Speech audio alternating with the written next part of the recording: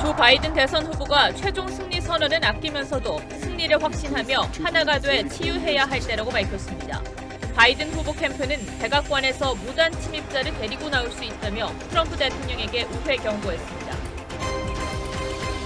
김경수 지사의 항소심 판결을 두고 여당은 2심 재판부를 비판하며 대법원을 에둘러 압박했고 야당 역시 타협적 판결이라고 주장했습니다. 국정원 댓글 조작 사건과 달리 김경수 지사에게는 선거법 위반이 아닌 업무방해 혐의가 적용된 이유가 뭔지 자세히 따져봅니다. 대구의 한 아파트에서 불이 나 한 명이 숨지고 경북 영양과 수원 광교에서 산불이 발생하는 등 건조한 날씨로 화재가 잇따랐습니다.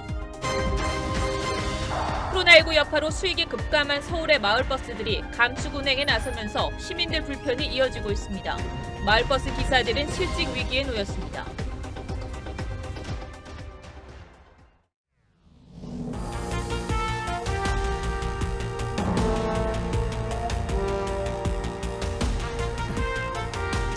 여러분 안녕하십니까? 박정훈입니다.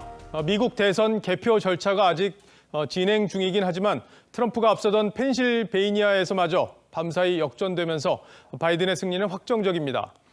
바이든은 지난밤 카메라 앞에 섰지만 승리 선언에는 신중했습니다.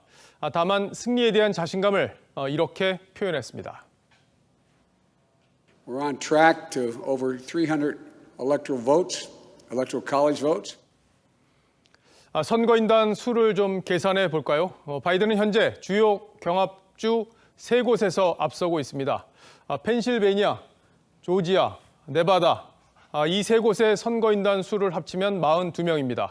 여기에 이미 확보한 264명을 더하면 306명이 됩니다. 그래서인지 바이든은 당선인 신분이 된 듯한 발언도 했습니다. They made it clear. They want the country to come together, not continue to pull apart. 자, 그럼 바이든의 자택이 있는 델라웨어에 최우정 특파원이 나가 있는데 연결해 보도록 하겠습니다. 자, 최우정 특파원. 네, 델라웨어 윌밍턴입니다. 예, 대선 취재하느라 고생이 많은데, 자, 바이든이 승리 선언을 할 거라는 예상이 있었는데 아직은 신중한 모습이네요. 그렇습니다. 자, 바이든 후보 제 뒤로 보이는 체이스 센터에서 6시간 전쯤 연설을 했습니다. 이 당선이 가까워지고 있지만 승리란 표현은 아끼고 있습니다. 이 최종적인 승리 선언은 아직 아니란 겁니다. 이 모든 표는 개표돼야 된다. 이런 말도 다시 확인을 했습니다. 다만 이런 과정에 이 방해가 있는데 그런 일은 없도록 하겠다고도 이야기를 했습니다. 이 선거 불복을 사실상 공식화한 트럼프 대통령을 겨냥한 겁니다. 이 바이든은 마지막으로 내일 이야기할 수 있기를 바란다. 이런 말도 했는데 이 빨리 개표 결과가 나와서 승리 연설을 하고 싶다. 이런 의미로 해석이 됩니다. 자, 트럼프가 계속 불복하면 끌어낼 거라는 말이 바이든 캠프에서 나왔다던데 실제 그런 상황으로까지 갈 분위기입니까? 자, 그럴 가능성 완전히 배제할 수는 없습니다. 일단 어제 바이든 캠프에서 낸 성명을 좀 보면요. 지난 7월 19일 이미 밝혔던 대로 미국 국민이 선출한 대통령은 백악관에서 무단 침입자를 끌어낼 능력이 있다. 이런 이야기를 했습니다. 자, 대통령 취임식 내년 1월 20일입니다. 이때까지 원활한 권력 이양이 이루어지지 않을 경우 물리적 행동을 충분히 할 수 있다는 겁니다. 또 이런 경우에 대비를 해왔다고도 이야기를 했습니다. 이 뉴스위크는 불복한 대통령은 백악관 경호원이 끌어내도록 법으로 규정되어 있다고 보도했습니다. 선거 결과가 이대로면 트럼프가 무단 침입자가 될 수도 있는 겁니다.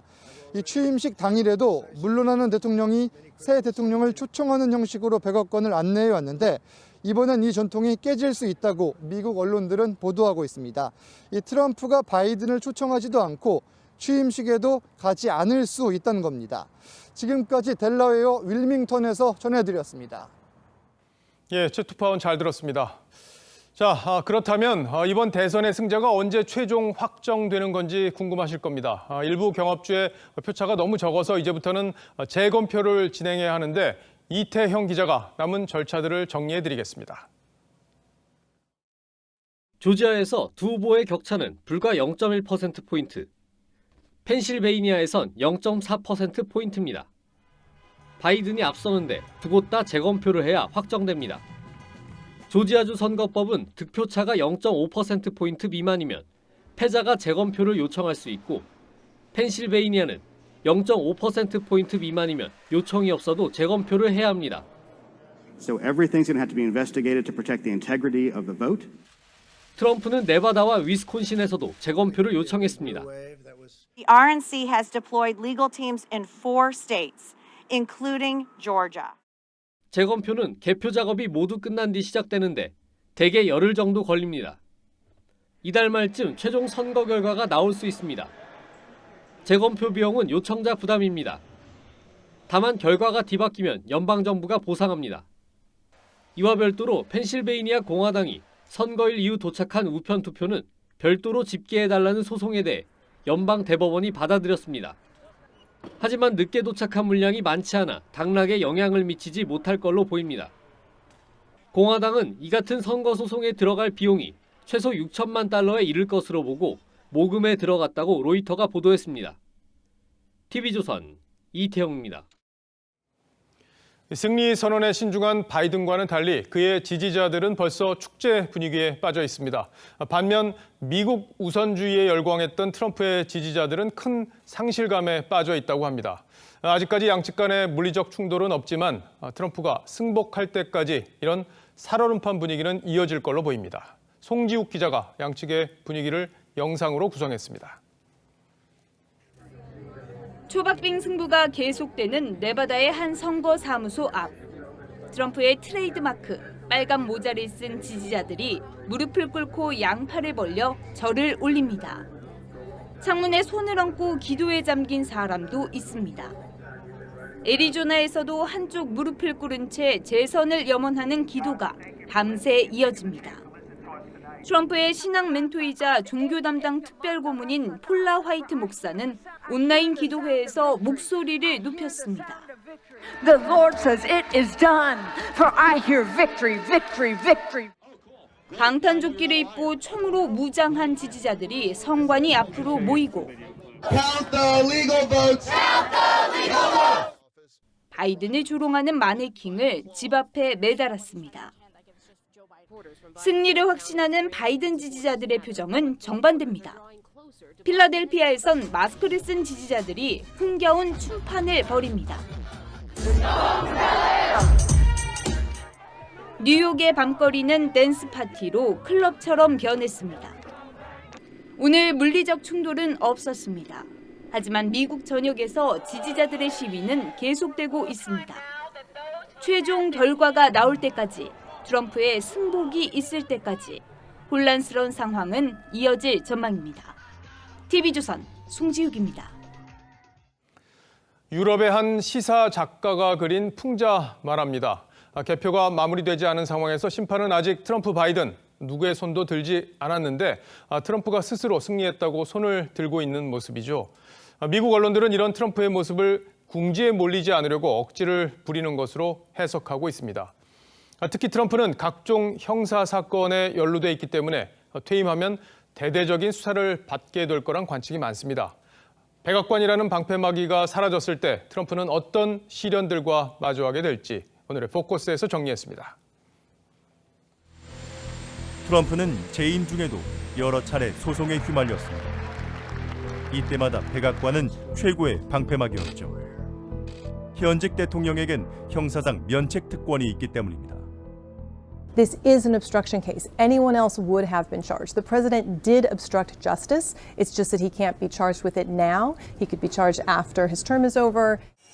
뉴욕 맨하튼 지방검찰은 트럼프 그룹에 대해 광범위하게 수사해왔습니다. 트럼프가 성범죄를 저질렀다고 주장하는 여성들에게 입막음용으로 거액의 돈을 건넸고 여기에 트럼프가 관여한 걸로 보는 겁니다. The Manhattan DA and his prosecutors are focused and they're serious here. They're not just sort of poking around, seeing what they can find in terms of financial records. They're looking at specific crimes. 이뿐만이 아닙니다. 보험 사기의 탈세까지 수사 대상에 오른 걸로 알려졌습니다. 검찰은 8년치 납세 자료를 요구했는데 트럼프는 면책 특권을 주장하며 자료 제출을 거부해 일단 칼날을 피해갔습니다. 트럼프 그룹 부회장인 차남 에릭 트럼프도 수사선상에 올랐습니다. 탈세를 한 단서가 나온 걸로 알려졌습니다. No question about it. And his daughter could go to jail too. Tax evasion is a 5-year felony. It's a pretty serious crime. 예전에 성폭행을 당했다고 전 잡지 칼럼니스트 진 캐럴이 주장했는데 이를 부인하면서 명예훼손 혐의로 피소되기도 했습니다. 부자라고 하지만 빚은 늘고 있습니다. 트럼프의 개인 빚은 최소 11억 달러, 우리 돈 1조 2,400억 원에 이른다고 합니다. 담보물 대부분은 골프 리조트, 뉴욕 빌딩 등 부동산인데 코로나19로 인해 소유하고 관리하는 부동산의 가치가 떨어지고 있죠. 이 빚의 채권 만기를 은행 등의 채권자가 연장해주지 않으면 파산할 수도 있습니다. Trump appears to have lost more money than nearly any other taxpayer in America. So I guess we finally found something that Trump really is the best at. 미국 대통령은 임기 4년에 한 번 더 중임할 수 있어 8년 재임이 가능하죠. 이런 미국에서 4년 임기로 끝나는 단임은 굴욕입니다. 단임이었던 조지 부시 전 대통령은 재선 실패 후 한동안 우울증에 시달렸고 자주 하면서 난 단임이었다는 말을 늘상 달고 다녔다고 합니다. 트럼프는 닥쳐올 미래를 어떻게 마주할까요? 모든 걸 부정선거 탓으로 돌리면서 발버둥 치지는 않을지. 뉴스7 포커스였습니다. 징역 2년이 선고된 어제 김경수 경남지사의 항소심 판결은 정치권에도 큰 파장을 몰고 왔습니다. 특히 여당은 항소심 재판부를 공격하기 시작했는데 어차피 승리할 선거였기 때문에 댓글을 조작할 이유가 없었다는 주장도 폈습니다. 야당은 야당대로 1심과 달리 2심에서 무죄가 난 선거법 위반 혐의를 문제 삼았습니다. 먼저 이채림 기자가 보도합니다. 더불어민주당 이낙연 대표와 이재명 경기지사는 김경수 지사의 2심 판결에 아쉬움을 토로하며 대법원에 기대를 건다고 했습니다. 거듭 말씀드리죠. 대법원이 현명하게 판단할 것을 기대합니다. 친문으로 꼽히는 황희 의원은 정치권 선거 문화에 대한 이해가 과하게 부족한 거 아닌가 의문이 든다며 항소심 재판부를 공격했고, 김용민 의원도 대법원의 합리적이고 진실에 부합한 판단을 기대한다며 2심을 에둘러 비판했습니다. 윤영찬 의원은 대선 당시 문 대통령의 지지율이 높았다며 당선을 위해 포털 댓글을 조작했다는 혐의 자체가 비상식적이라고 주장했습니다. 여당에서는 대법원의 판결에 기대를 걸고 있지만 야당에서는 도리어 공직선거법을 더 엄정히 적용할 것을 주장하고 있습니다. 공직선거법 위반 부분이 무죄 판단이 있었는데 법원이 그 점에 관해서 제대로 판단을 잘못한 것이 아닌가. 나경원 전 의원은 타협적 판결이라며 이재명 지사와 은수미 시장을 가까스로 살려낸 대법원이 제대로 된 판결을 할 수 있을지 걱정이라고 비판했고, 권은희 의원은 대법원에 공직선거법의 취지를 상기해보라고 했습니다. TV조선 이채림입니다. 김경수 지사는 지난 대선에서 문재인 후보의 대변인과 수행팀장을 지냈을 정도로 대통령의 최측근입니다. 문재인의 남자라는 말도 김 지사에게 따라붙을 정도죠. 김 지사에게 드루킹을 소개해 준 것 역시 문 대통령 측근인 송인배 전 청와대 비서관입니다. 이번 사건엔 백원우 전 비서관을 비롯해서 다른 대통령 측근들도 등장하는데 이런 이유로 야당은 문 대통령에게 이번 사건에 대해 입장을 밝히라고 요구하고 있습니다. 조정린 기자입니다. 김경수 경남도지사 댓글 조작 사건의 항소심 재판장인 함상훈 서울고법 부장판사는 선고문 서두에서 피고인과 드루킹 김동완은 송인배의 소개로 만났다며 운을 뗐습니다. 2016년 6월 당시 야인이었던 송인배 전 청와대 정무비서관은 김경수 지사에게 드루킹 김 씨를 소개하고 드루킹 쪽으로부터 간담회 명목 사례금 200만 원을 받은 것으로 조사됐습니다. 왜 드루킹 일당 소개하셨습니까? 저는 오늘 참고인 자격으로 있는 그대로 사실 그대로 조사에 성실하게 임하고. 드루킹에 대한 경찰의 압수수색이 이뤄질 무렵인 2018년 3월 백원우 전 청와대 민정비서관은 드루킹이 오사카 총영사로 인사 추천한 A 변호사를 면담했습니다. 청와대 앞에 불러가지고 면담 무슨 내용 하셨습니까? 네, 안에 들어가서 말씀드리겠습니다.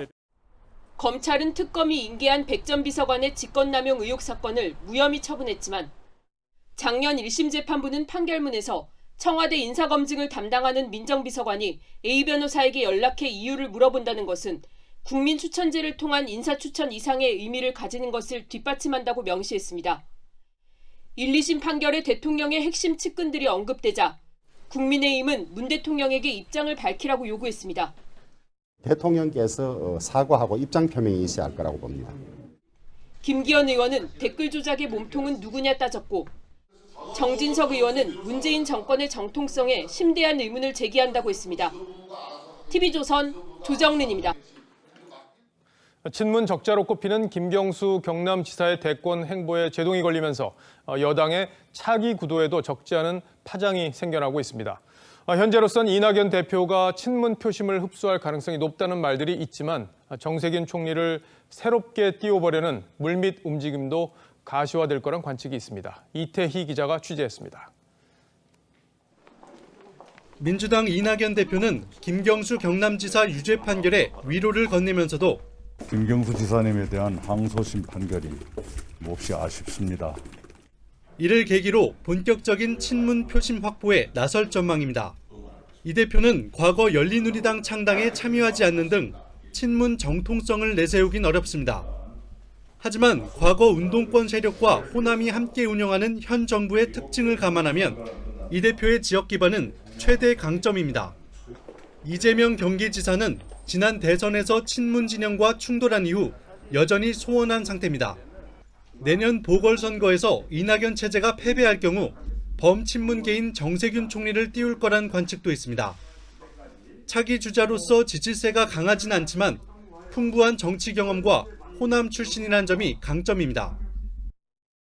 제3의 대안으로 유시민 노무현재단 이사장, 임종석 전 비서실장 등도 거론되는데 표의 확장성 측면에선 한계가 있다는 분석도 나옵니다. TV조선 이태희입니다. 김경수 지사는 어제 항소심에서 징역 2년 실형을 선고받았지만 혐의는 선거법 위반이 아니라 업무방해 혐의였습니다. 과거 국정원 댓글 조작 사건은 선거법 위반이었는데 왜 이런 차이가 있는 건지 사회부 한송원 기자와 자세히 따져보겠습니다. 자, 한 기자, 일단 두 사건 모두 재판부가 여론을 조작해서 선거에 영향을 주려고 했다. 이 부분을 인정을 한 건데 혐의 적용에는 왜 차이가 있었던 겁니까? 네, 말씀하신 대로 두 사건 모두 대선을 앞두고 댓글 조작을 했다는 공통점이 있습니다. 하지만 조작을 한 주체가 다릅니다.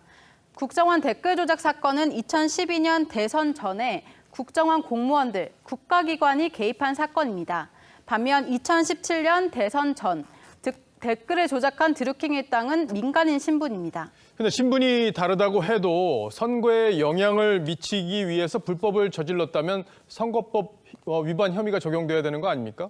네, 그럴 것 같지만 법리상으로는 그렇지 않습니다. 예. 보시는 것처럼 공무원들은 정치적 중립을 지켜야 하고 선거에 관여를 하면 안 된다는 공직선거법 조항이 있습니다. 예. 다만 민간인에게는 이런 조항이 없습니다. 민간인 신분이던 드루킹 일당들은 아예 공직선거법 위반 혐의로는 기소가 되지 않았습니다. 하지만 민간인들도 인터넷에 특정 후보를 비방하거나 하면 선거법 위반으로 처벌받지 않습니까? 네, 그렇습니다. 민간인들도 후보자를 비방하거나 허위 사실을 적시된 글을 SNS 등에 공유한 행위는 공직선거법의 위반이 될 수 있습니다. 하지만 드루킹 일당의 수법은 특정 인터넷 기사에 달린 댓글에 공감이나 비공감을 눌러서 댓글 순위를 조작하는 것이었는데 특검은 이를 비방이나 허위 사실로는 보기 어렵다고 보고 업무방해 혐의로만 기소했습니다. 반면 국정원 댓글 사건의 경우 선거운동과 관련해 인터넷 게시글과 댓글이 93회에 이른다고 대법원에서 판단했습니다. 그러니까 결국 드루킹 일당이 이제 공무원 신분이 아니고 댓글을 직접 작성하지는 않았기 때문에 이 공직선거법 위반은 아니다 뭐 이런 건데 자 그래도 재판부가 징역 2년을 선고한 걸 보면 이번 범죄가 상당히 중하다 이렇게 판단한 건 맞는 거죠? 네, 그렇습니다. 김경수 지사는 잘 아시다시피 문재인 대통령의 최측근이자 당시 대통령 후보 대변인이기도 했습니다. 재판부는 김경수 지사에 대한 양형 이유를 설명하면서 이렇게 말했습니다.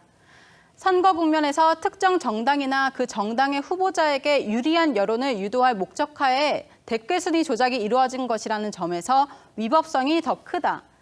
중대한 범죄이기 때문에 엄중하게 처벌할 수밖에 없었다는 말입니다. 자, 그런데 위법성이 이렇게 크다고 하면서 법정 구속을 하지 않은 이유는 뭔가요? 네, 아무래도 김 지사가 현직 도지사 신분일 뿐 아니라 재판에 성실히 참여했기 때문에 도주할 우려가 없다고 판단한 겁니다. 홍준표 경남도지사도 지난 2016년 1심에서 징역 1년을 선고받았지만 자치단체장이란 이유로 법정 구속을 피했던 것을 보면 특혜나 이례적인 경우는 아닙니다. 자, 마지막으로 한 가지 더 짚어보죠. 대법원에서 이 판단이 뒤집힐 가능성은 어떻습니까? 네, 대법원은 법률심이기 때문에 사실관계를 판단하지 않고 법리 적용이 잘 되었는지만 판단합니다. 최근 이재명 경기지사의 대법원 재판을 보면요. 이 지사가 토론회에서 한 말은 적극적인 허위사실 공표로 보기 어렵다면서 무죄 취지로 파기환송됐습니다.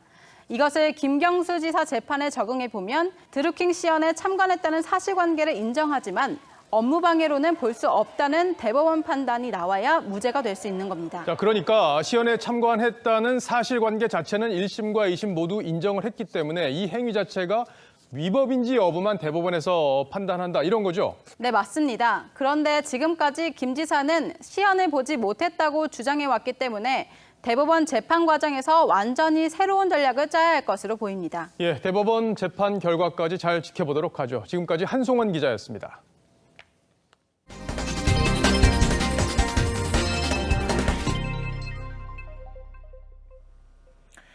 오늘이 겨울의 시작을 알리는 입동인데요. 오늘은 추위보다는 황사가 닥치면서 전국이 미세먼지 나쁨 상태를 보였습니다. 최근 파란 하늘을 만끽하는 날이 늘었는데 올겨울은 미세먼지가 악화될 거라는 전망이 나옵니다. 송민성 기자입니다. 오늘 오후 남산에서 바라본 서울 시내 모습입니다. 한눈에 봐도 안개가 낀 것처럼 뽀얗고 흐립니다. 여기 자주 올라오고 하는데 오늘은 그 황사 때문에 아마 시야가 안 좋고 오늘 굉장히 뿌연해요. 겨울의 시작인 입동에 황사가 몰려왔고 미세먼지도 악화됐습니다. 수도권과 강원 영서, 충북과 충남 등 대부분의 지역에서 나쁨을 기록하고 있습니다. 국립환경과학원은 중국 고비 사막과 내몽골 고원에서 발현한 황사가 오늘 오전 백령도를 거쳐 서서히 남동진해 내일까지 우리나라에 영향을 미칠 것으로 내다봤습니다. 미세먼지와 황사가 북서풍을 타고 함께 유입되어서 내일은 대부분 지역에서 오전에 농도가 높고 오후에 점차 해소가 됩니다. 특히 코로나19로 멈췄던 중국 산업활동이 재개되고 겨울철 난방도 시작되면서 올겨울 미세먼지 농도가 다시 올라갈 가능성이 있습니다. 내일은 북서쪽에서 찬 공기가 유입되면서 내일 아침 최저기온은 1에서 11도 사이로 오늘보다 3에서 7도 정도 내려갈 전망입니다. TV조선 송민선입니다. 코로나19에 89명이 신규 확진됐습니다. 나흘 만에 두 자릿수로 떨어지긴 했지만 방역 당국은 헬로윈 여파가 아직 잠재된 것으로 보고 있습니다. 그 우려는 지금도 상존합니다. 금요일 밤인 어제 저희 취재진이 홍대와 이태원 술집을 둘러보니 북적였고 일부 클럽에서는 지난주에 못한 헬로윈 파티를 하기도 했습니다. 성민혁 기자가 보도합니다. 이른바 불금을 맞은 어젯밤 서울 이태원 거리. 헬로윈 기간에 잠시 문을 닫았던 몇몇 클럽이 영업을 재개해 손님을 맞고 있습니다.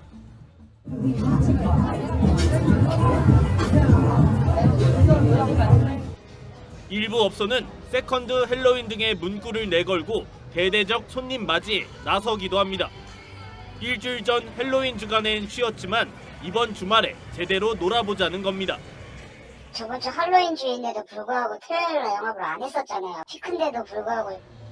홍대 앞 술집이 몰려있는 유흥가도 젊은 사람들로 북적입니다. 한 감성주점 앞엔 인도를 가득 메울 정도로 대기 줄이 늘어섰습니다.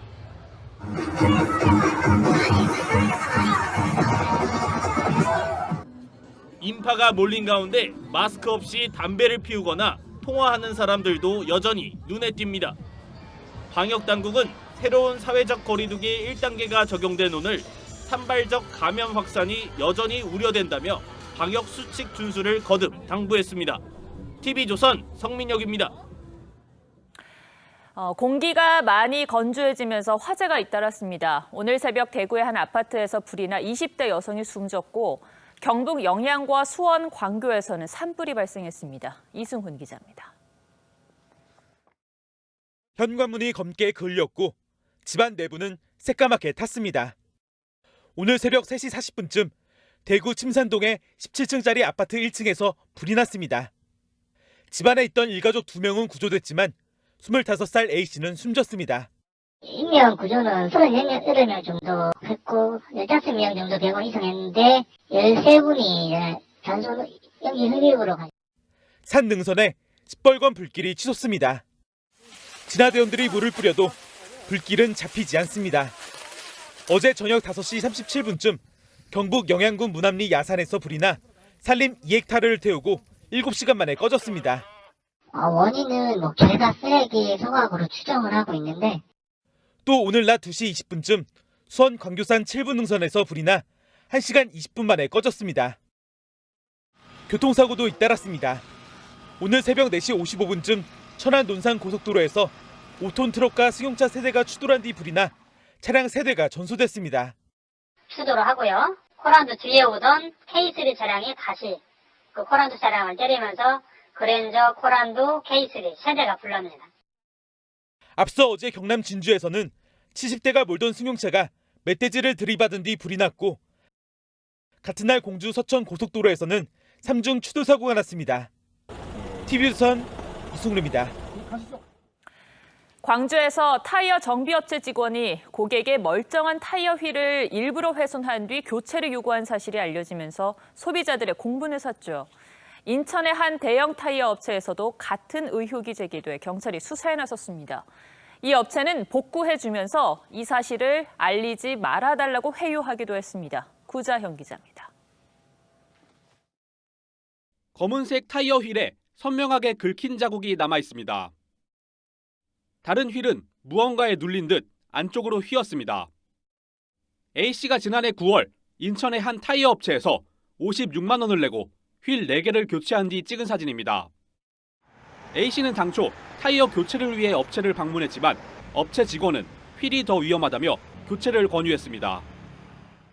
휘어 있으면 운행 중에 핸들이 떨어졌을 거고 그다음에 타이어 공기가 빠졌을 거고 한 번도 그런 적이 없었고 A씨는 최근 고의 휠 훼손 관련 언론 보도를 접한 뒤 해당 업체에 항의했습니다. 당시 촬영한 사진 등을 가지고 고의 훼손 의혹을 제기한 겁니다. 황당하게도 업체 측은 피해 사실이 외부에 알려지는 걸 꺼리며 원상복구를 약속했습니다. 당연히 해드릴 거고 저희도 솔직히 그래요. 이걸 해드리지만 저희도 널리 퍼지는 걸 당연히 원하지는 않겠죠, 고객님. 그렇겠죠. 예, 그래서 그거에 대한 거를 고객님께서 약속을 해주셔야 저희도 마음이 좀 놓일 것 같아서.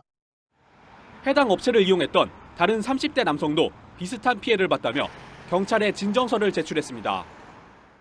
인천 부평경찰서는 혐의가 상당 부분 인정된다며 정식 수사에 착수했습니다. TV조선 구자영입니다.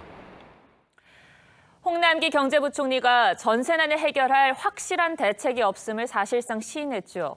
고민을 거듭하는 사이 전세난은 점점 더 악화하고 매매값도 급등하는 분위기입니다. 이정현 기자가 부동산 시장을 둘러봤습니다. 서울 마포구의 한 아파트. 전체 472가구 중 전세 매물은 딱 한 곳입니다. 인근 아파트는 전세가 아예 없습니다. 마포 용산 같은 경우 전체 한 4만 5만 가구 중에 10개 정도 지금 나오는 실정입니다. 물건 하나 볼 때 보통 5팀, 6팀을 줄 서서 봤어요. 전세값은 천정부지로 치솟고 있습니다. 31평 하나 있는데 두세 달 전에 9억 5천 하던 거거든요. 여기 한 15억에 나와 있으니까 큰 평수는 더 뛰었고. 전세 공급 상태를 나타내는 서울 아파트 전세 수급 지수는 이번 주 사상 처음으로 130을 넘겼습니다. 200에 가까울수록 공급이 부족하다는 뜻인데 2012년 이후 최고치입니다. 사정이 이렇다 보니 전세 대신 서울 외곽 지역 아파트 매매로 돌아서는 사람도 늘었습니다. 가격은 점점 더 올라가는 것 같고 차라리 이렇게 가는 것보다 주변에 조금 오래된 아파트라도 사서 들어가야 되는 게 맞지 않나 싶어요.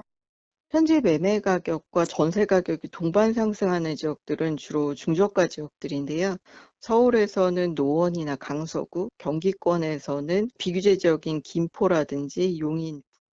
정부는 부동산 시장이 점차 안정될 거라고 진단했지만 자고 일어나면 오르는 집값에 서민들의 한숨은 갈수록 깊어지고 있습니다. TV조선 이정현입니다. 좁은 골목길까지 오고 다니며 시민들의 발이 되어주는 서울 마을버스들이 최근 운행 횟수를 줄줄이 줄이고 있습니다. 코로나19 여파로 수익이 반토막 나면서 감축 운행을 하는 건데 주민들의 불편은 알지만 재정난에 운전기사 월급도 제대로 못 줄 상황에 처해 있습니다. 배상윤 기자가 취재했습니다. 마을버스가 골목길을 분주히 달립니다.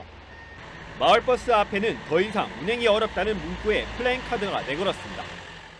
마을버스 배차 간격이 늘어나면서 주민들의 불편이 커졌습니다. 한 5분에서 10분 정도까지 기다려본 것 같아요. 마을버스도 많이 없어서 혼자 집으로 걸어가거나 했던 것 같아요. 이 마을버스 업체는 지난 9월부터 운행 횟수를 20% 줄였습니다. 코로나19 여파가 지속되면서 40%가량 줄어든 수익이 회복될 기미를 보이지 않기 때문입니다. 또 감차를 하기 위해서 시민들이 교통 불편을 다가올 겁니다. 다음 번째는 또 회사도 고사되어 가서 이 상태로는 도저히 견딜 수가 없으므로 버스 운행 횟수가 줄어들면서 운전기사들은 일자리를 잃을까 걱정입니다. 10대 돌리던 걸 5대만 돌린다 이렇게 하면은 그럼 5명은 어디 가요? 그 사람들은 그러면 또 어떻게 해요? 서울의 마을버스 업체 139곳 대부분이 비슷한 상황. 수익이 줄다 보니 운전기사 월급 주기도 갈수록 어려워집니다. 지난 9월 30% 수준이던 임금체불 업체는 지난달 50% 가까이 늘었습니다. 마을버스 운송조합은 재정 지원과 요금 인상, 통합 환승 시스템에서 제외해달라고 서울시에 요구하고 있습니다. 하지만 서울시는 예산 부족 등을 이유로 당장 지원을 늘리기 어렵다는 입장이어서 마을버스를 이용하는 시민들의 불편은 더 커질 전망입니다. TV조선 배성인입니다.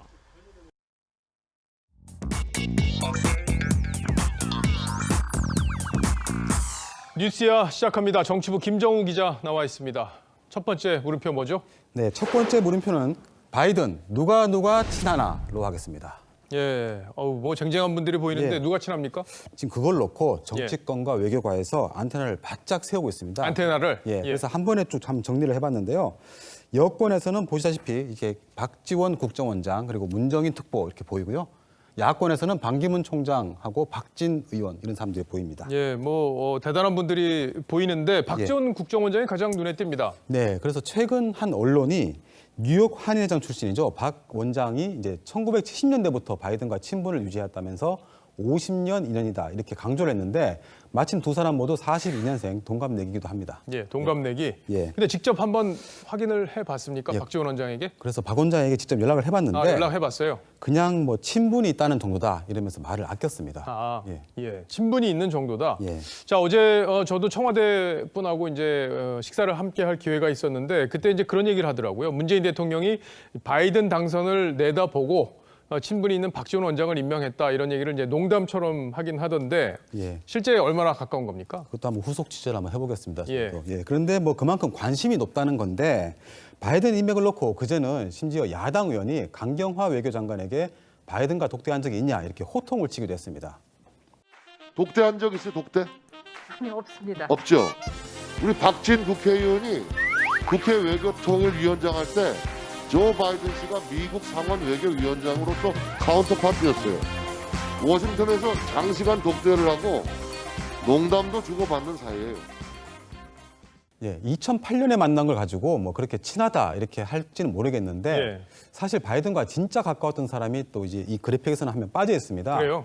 바로 뒤 나오죠. 지금 김대중 전 대통령인데요. 바이든에게 메고 있던 넥타이까지 줄 정도로 아주 가까웠다고 합니다. 넥타이에 국물이 묻은 넥타이였는데 줬다 이런 얘기를 저도 봤습니다. 예, 그런데 이제 저도 이제 한 2016년 2월 그러니까 4년 전이 떠오르는데 트럼프가 공화당 유력 주자로 떠올랐을 텐데요.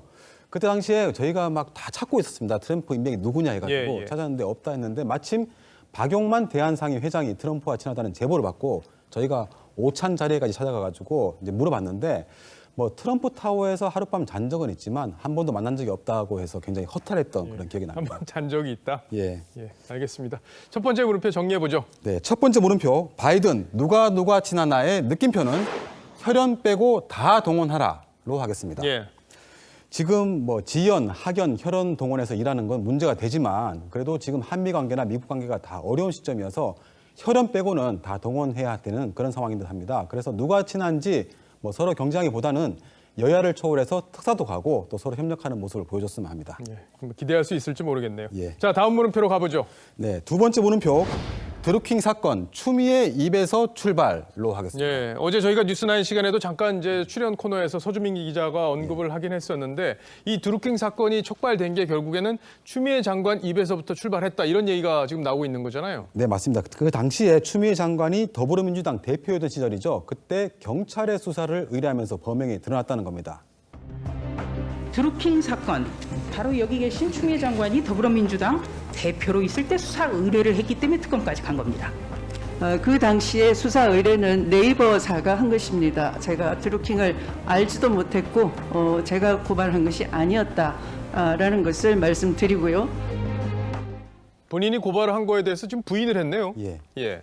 그래서 한번 2018년 1월로 한번 거슬러 올라가 보겠습니다. 예. 발단은 청와대 국민청원에 올라온 한 영상이었는데요.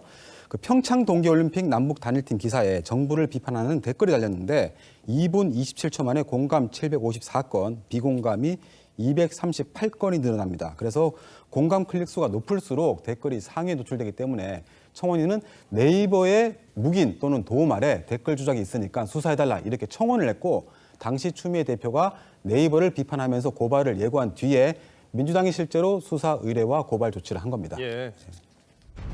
댓글 조작단이 이를 확대 재생산하는 악의적인 프로세스도 진행되고 있습니다. 철저히 추적해 단호히 고발 조치하겠습니다. 네이버 기사의 댓글 조작을 위해서 매크로 조작 프로그램을 사용한 정황이 있어서 우리 당의 가짜뉴스 대책반이 오늘 경찰에 고발을 합니다. 그러니까 추미애 장관이 당시에 대표였고 민주당이 고발한 건 지금 맞는데 추 장관은 왜 안 했다고 하는 거죠? 이게 좀 사정이 있기는 합니다. 그때 고발 예고는 민주당이 먼저 했는데 예. 곧바로 이틀 뒤에 네이버가 자체 조사를 통해 해명해도 받아들여지지 않을 거라고 판단했다면서 직접 먼저 경찰에 수사를 의뢰를 그냥 해버린 겁니다. 아, 그러니까 네이버가 자체 조사해서 해봐도 이게 사람들이 믿지는 않을 거니까 경찰 수사로 밝혀달라 이렇게 수사 의뢰를 했다는 건데 민주당도 별도로 고발을 하긴 한 거군요. 그러니까 양쪽에서 두 가지 형사적 절차가 시작이 됐다 이렇게 봐야 되는 거군요. 그런데 또 중요한 게 그에 앞서서 의혹을 제기한 또 한 명의 주요 인물이 있습니다. 또 있어요? 바로 방송인 김호준 씨입니다. 예. 저 상황보다 이미 한 달 전에 라디오 방송을 통해서 댓글 부대가 있다고 이렇게 주장을 했습니다. 한번 직접 한번 들어보겠습니다. 댓글 부대 전용 프로그램이 있는 거예요. 그 프로그램을 통해서 댓글 지시 내용을 받아요. 논리 개발자가 따로 있는 게 확실해요. 당연히 이제 문재인 대통령 공격한다. 여당을 공격한다. 조국 교수 타겟이 자주 됩니다. 여기에 저도 가끔 포함돼요. 누가 시키고 누구 돈으로 하는 건지 주요한 적폐 수사 끝나면 이거 수사 들어가야 됩니다. 정리를 해보면은 결국 김어준 씨가 먼저 의혹을 제기를 했고 그 다음에 이제 청와대 청원이 올라오니까 추미애 민주당 대표가 이걸 지적하면서 고발을 조치를 하게 됐고 이렇게 연결이 된 거군요. 네, 그래서 경찰에 수사를 해서 3명을 붙잡았는데 그중 한 명이 바로 이제 그 유명한 드루킹이었죠. 그리고 당시 드루킹은 자신이 댓글 조작을 해줬는데도 청탁이 받아들이지 않자 민주당을 공격하고 있었는데 결국 특검을 통해서 전모가 드러나게 된 겁니다. 예. 두 번째 물음표도 정리해보죠. 네, 두 번째 물음표. 드루킹 사건 추미애 입에서 출발의 느낌표는 묵인도 방조도 공범이다로 하겠습니다. 이게 바로 추 장관 본인이 민주당 대표로 댓글 조작 의혹을 제기했던 그날 악성 댓글을 방치하지 않겠다면서 한 말입니다. 당시엔 범인이 민주당에 있다는 사실을 모르고 한 말이었겠지만 어쨌든 결과적으로는 댓글 조작 세력을 일망타진한 셈이 됐습니다. 뭐 김어준, 추미애 이 두 분이 댓글 조작을 문제 삼았을 당시에 드루킹, 김경수 두 사람의 관계를 조금이라도 알았다면 과연 저런 문제 제기를 했을까 이런 생각도 드네요. 잘 들었습니다. 지금까지 김정우 기자였습니다.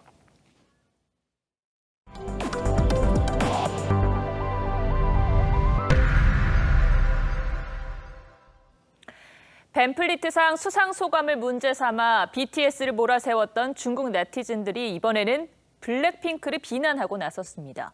판다 사육사 체험 프로그램에서 판다를 잘못 만졌다는 건데 가수 이유리 씨와 BTS에 이어 한국 연예인 때리기가 반복되는 양상입니다. 임서인 기자입니다. 이렇게 해서 여기서 케어를 하는 거예요. 블랙핑크 멤버들이 어른 판다와 악수를 하고 아기 판다를 품에 안습니다. 지난 4일 공개된 웹예능 예고편인데 중국 여론이 들끓었습니다. 중국 관영 매체 글로벌 타임스는 판다를 대하는 블랙핑크의 행동이 논란을 일으켰다며 화장을 한 채 때때로 장갑과 마스크를 안 해 판다의 건강에 해를 끼칠 수 있다고 전했습니다. 중국 SNS에서 한국 연예인들이 판다와 불법 접촉했다는 해시태그는 8억 건에 가까운 조회수를 기록했고 중국 연예 매체들도 판다를 다치게 했다며 논쟁을 부추겼습니다. 블랙핑크 소속사는 방역과 위생 수칙을 철저히 지켜 촬영했다고 밝혔습니다. 하지만 영상 공개는 유보했습니다. 중국 누리꾼들의 한국 연예인 때리기는 최근 이어지고 있습니다. 앞서 BTS의 벤플리트상 수상 소감을 문제 삼으며 불매운동까지 벌였고 가수 이효리는 마오를 언급해 악성 댓글에 시달렸습니다.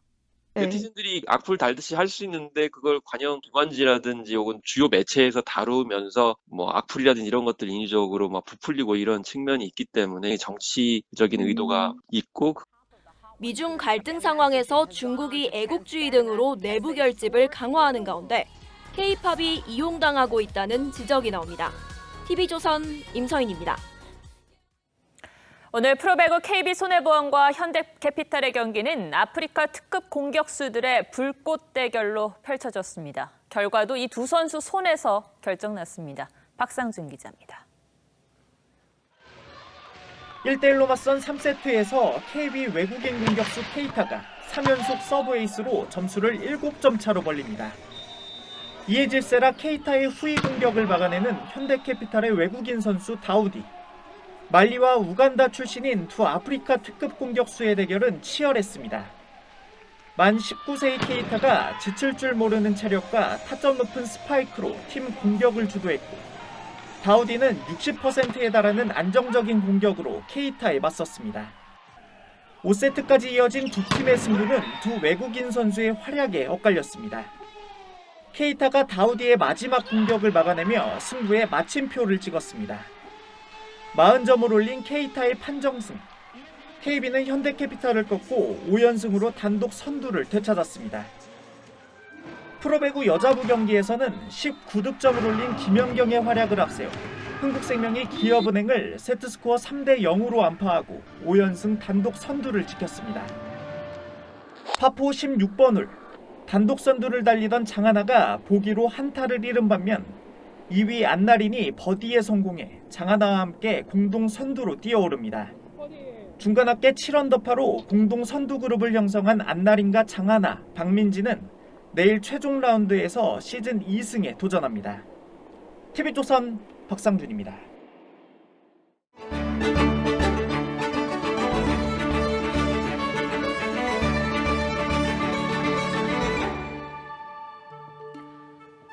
억세고 주름진 올리브나무는 평화와 화해의 상징입니다.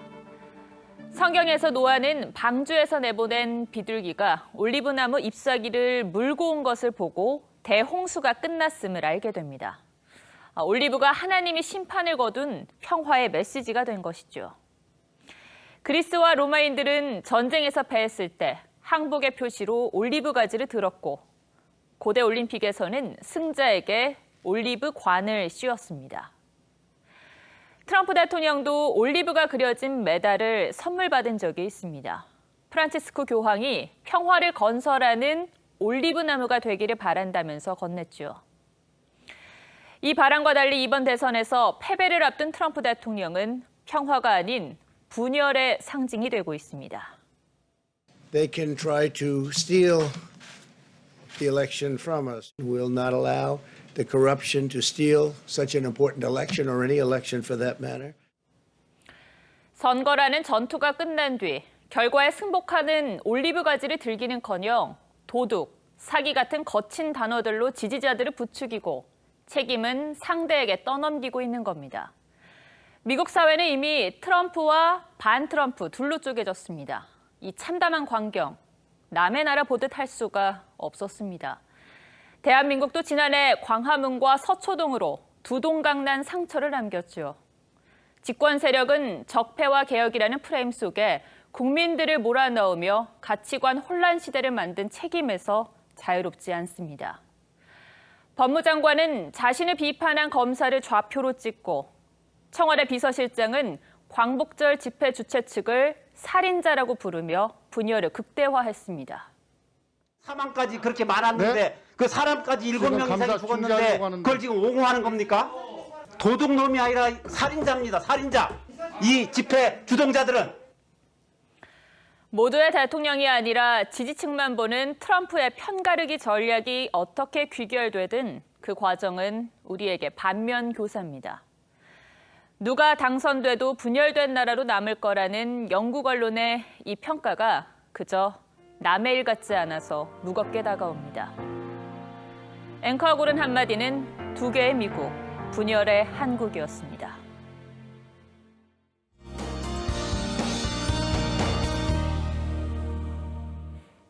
동일 황사와 미세먼지가 말썽입니다. 오늘 수도권과 강원 영서, 충남과 충북, 세종, 전북과 광주, 대구는 종일 나쁨 수준 보이겠고요. 강원 영동과 대전, 전남과 영남권, 그리고 제주도는 밤에 먼지 농도가 일시적으로 높게 나타나겠습니다. 다행히 먼지는 밤사이 찬바람에 흩어지겠고요. 내일 전국의 대기질이 보통 수준 회복하겠습니다. 다만 기온이 크게 떨어지겠습니다. 내일 아침은 서울이 6도, 대전 7도, 대구는 8도까지 떨어지면서 쌀쌀하겠고요. 내일 낮 기온도 예년 수준을 2도에서 4도가량 밑돌며 종일 서늘하겠습니다. 한편 동해안에는 수일째 건조특보가 계속되고 있습니다. 특히 강원 영동은 바람까지 강하게 불어 산불 등 화재에 유의하시기 바랍니다. 다가오는 월요일 서울의 아침 기온이 0도까지 떨어지면서 올가을 들어 가장 춥겠습니다. 날씨였습니다. 11월 7일 뉴스7 여기서 마치겠습니다. 시청해주셔서 고맙습니다.